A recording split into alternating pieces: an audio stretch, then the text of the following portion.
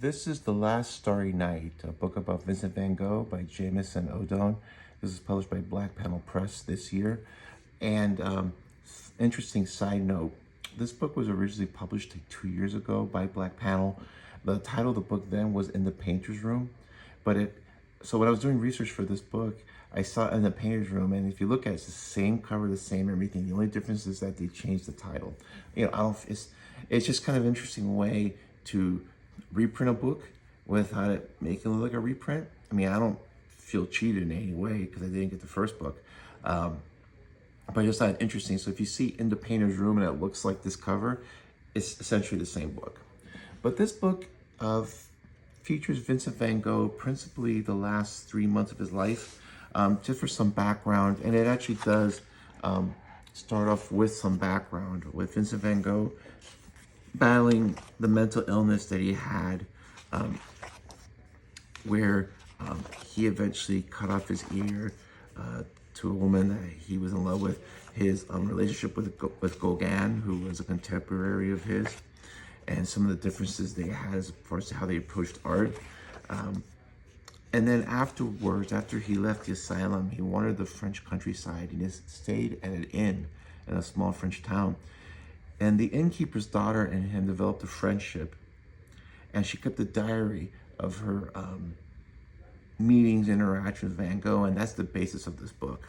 And this is all drawn in that style of The Starry Night, which is a painting of his that's hanging in the Metropolitan Museum of New York, and actually was the basis for a Doctor Who episode about Vincent van Gogh, which is a really lovely episode.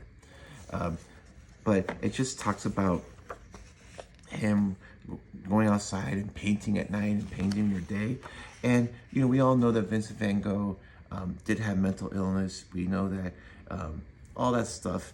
But this book also paints a more empathetic side to him, where you realize he did really just see the beauty and everything. And during this 3-month period that he was at this inn before he took his life, he did like 75 paintings. He just wanted to paint and saw the beauty in all things. It's interesting as far as the approach goes. As I said, he's a more empathetic character, and it just shows kind of what he went through, his interactions with people and being part of that community. And you realize, not just artistically, but just as a human being, it's kind of a shame that he ended his life, that the demons that he was battling for his mental illness, I guess, eventually won. I'm not a Van Gogh historian. I am a huge Van Gogh fan. One of the highlights of my life was going to Paris 2 years ago and going to the Musée d'Orsay and just seeing a large selection of his work. So, if you're into Van Gogh, some historical, it's maybe fiction. There's probably historical fact. Maybe there's some story elements embellished, but I don't think it's too much. This is be an interesting book. If you see it in the stores, I would just definitely pick it up and go through it. If you're into Van Gogh, I think you really like this. Like I said, I enjoyed it a lot. It really reminded me about how much I appreciate what Van Gogh did.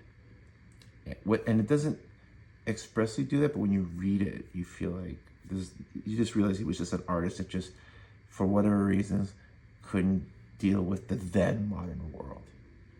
Thanks.